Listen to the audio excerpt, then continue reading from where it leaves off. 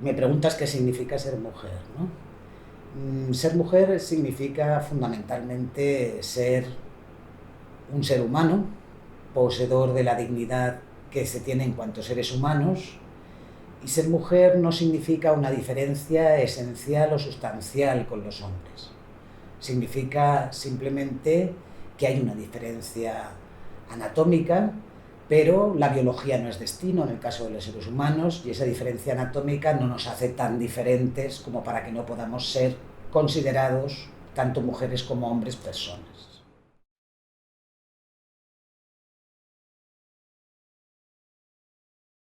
Bueno, y desde una perspectiva feminista, ser mujer significaría precisamente deshacerse de los estereotipos de género, deshacerse de la perspectiva patriarcal, que aquí se pregunta también sobre la mujer, en el sentido de hacer de la mujer un ser fundamentalmente sometido al varón, un ser con unas cualidades que le hacen pasivo y que le definen como mujer doméstica.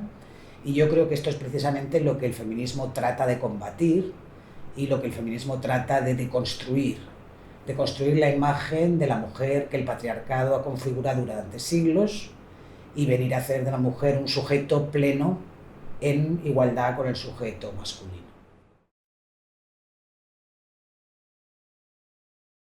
Bueno, en la perspectiva feminista yo creo que lo que se intenta es que sean las propias mujeres quienes decidan qué es ser mujer y cómo ser mujer, mientras que en la perspectiva patriarcal lo que hay es una heterodesignación, es decir, una designación desde fuera, a partir de estereotipos que el patriarcado establece por sus intereses y que configuran, como he dicho, a la mujer como mujer doméstica y mujer sometida.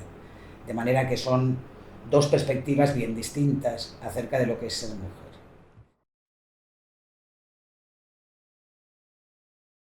Ser feminista precisamente es luchar contra los estereotipos de género, pretender una cosa tan fácil de decir y tan difícil de hacer como es desactivar el patriarcado, y es importante serlo porque realmente no podremos llegar a una sociedad igualitaria si no se acaba con todas las injusticias y entre otras con la injusticia de género, fundamentalmente. De manera que es importante ser feminista porque es apostar por un proyecto de emancipación y un proyecto de transformación social, política y personal.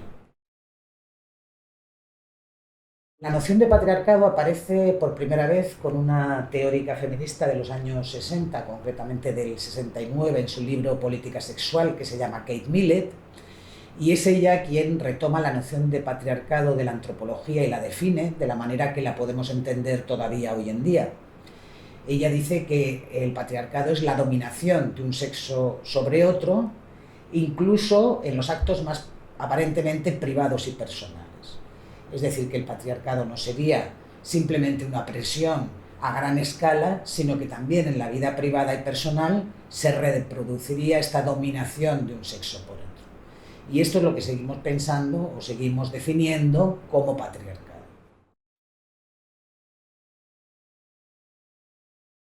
Habitualmente se piensa que el feminismo nace como tal en el siglo XVIII con la Ilustración y concretamente con la reclamación de igualdad de la Ilustración que se quiere hacer extensiva a las mujeres. Eso no quiere decir que no haya antecedentes del feminismo antes de ese siglo, por supuesto que los hay. Hay discursos como el del filósofo francés Poulain de la Barre, que habla sobre la igualdad de los sexos ya en el siglo XVII. Hay un discurso muy interesante de una mujer llamada Christine de Pizan en el Renacimiento, en 1405, donde se queja del trato que reciben las mujeres por parte de los varones, de manera que sí tendríamos antecedentes. Pero consolidarse como discurso, realmente el feminismo no se va a consolidar hasta, lo sistematizamos hasta el siglo XVIII, con lo que es el feminismo ilustrado. Es decir, con el feminismo fundamentalmente de figuras como Olympia de Gouges en Francia o Mary Wollstonecraft en Inglaterra, y ahí se diría que es el verdadero nacimiento del feminismo.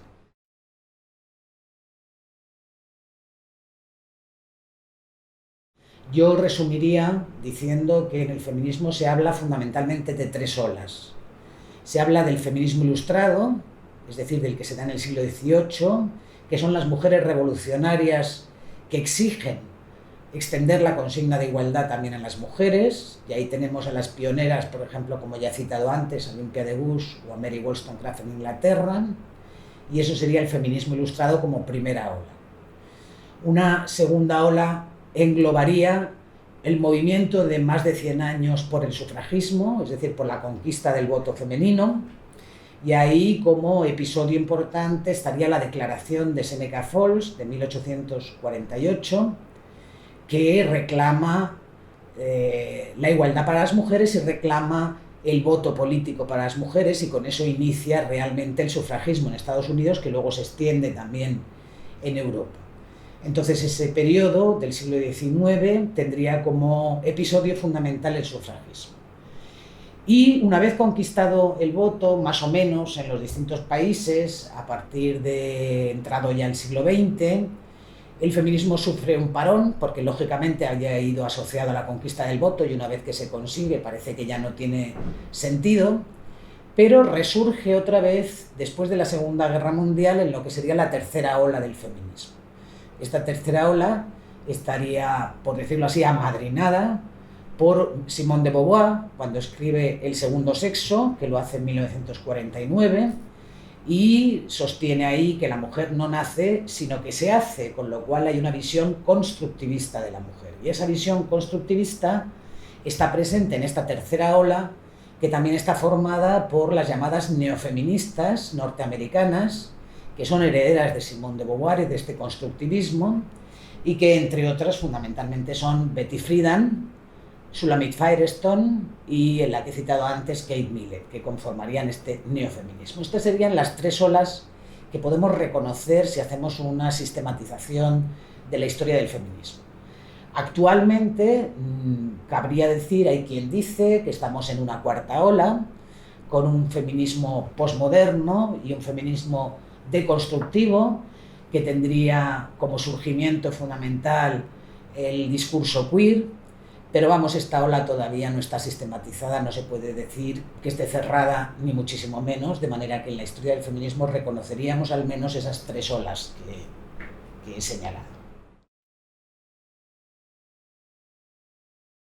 Es un diálogo difícil, pero es un diálogo que están intentando llevar a cabo feministas como Chantal Mohanty y Spivak, aunque hablan de la dificultad, Spivak habla de la dificultad de que tenga voz el subalterno.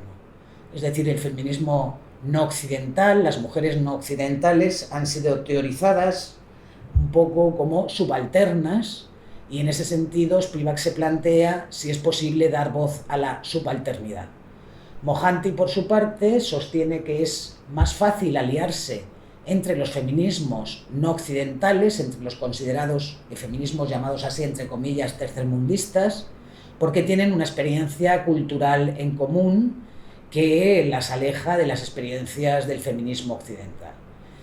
Yo, desde luego, creo que el discurso del feminismo occidental ha sido hegemónico, pero que ahora se está rompiendo y está empezando a establecerse este diálogo, porque lo que está claro es que ahora mismo vivimos en sociedades multiculturales y no se puede volver atrás. La realidad de las diferencias culturales es algo que no cabe negar, sino que hay que trabajar con ello.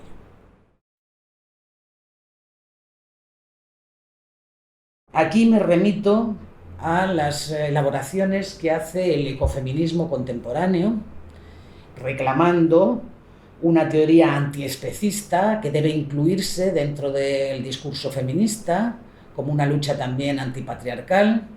Y, por ejemplo, haría eco de los estudios que en este sentido ha hecho Alicia Puleo, que es una ecofeminista de origen argentino, afincada en España, cuando escribe Ecofeminismo por un mundo mejor. Ahí sostiene que realmente no se puede desactivar la violencia que supone el patriarcado si no se desactiva también la violencia que se comete contra otras especies. Por ejemplo, la violencia que se comete contra otros animales, de los que, como ella sostiene, realmente no nos separa tanto, sino que somos más bien un continuum y así habría que conceptualizarlo.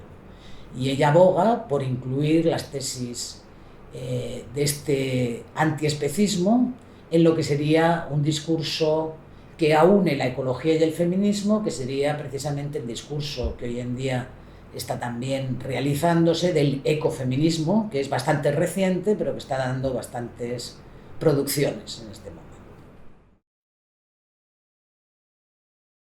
Hoy en día se está empezando a teorizar la nueva masculinidad, romper con el patrón masculino que el patriarcado ha establecido para los hombres y que también ellos son víctimas de esos estereotipos. Hay que romper con esas masculinidades y yo creo que los hombres son un factor muy importante a la hora de defender el feminismo, entendido como discurso de equiparación de los derechos entre hombres y mujeres. De hecho, uno de los primeros que escribió en contra de la desigualdad entre los sexos fue un hombre. Fue el filósofo francés Poulain de la Barre, en 1673, que sostuvo que la razón no tiene sexo. Y desde esa perspectiva yo creo que los hombres pueden y deben jugar un papel importante dentro del feminismo. Hay una filósofa española que se llama Amelia Valcárcel, que sostiene que el feminismo es la única revolución que ha triunfado. Y ella dice que ha triunfado porque ha impregnado todos los modos de vida y ha cambiado todos los roles y todos los estereotipos. Yo no sé si sería tan optimista como para decir que ha triunfado realmente, sobre todo si lo tenemos en cuenta a escala planetaria. Ha supuesto mejoras, pero ha supuesto mejoras sobre todo en determinados países de una órbita occidental.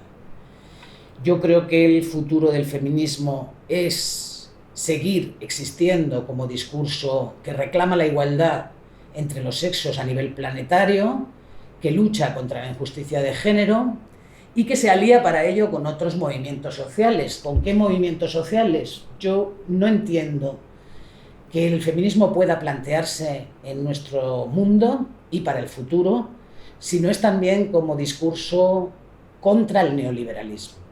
Es decir, yo creo que el neoliberalismo es uno de los grandes aliados del sistema patriarcal. El neoliberalismo no favorece a las mujeres, sino que las está llevando a cotas de mayor sumisión y de mayor pobreza. Por eso el discurso feminista hoy, a medio plazo, tiene que plantearse como un discurso contra precisamente el sistema neoliberal y yo creo que ahí, manteniendo sus señas de identidad, es donde tiene que situarse.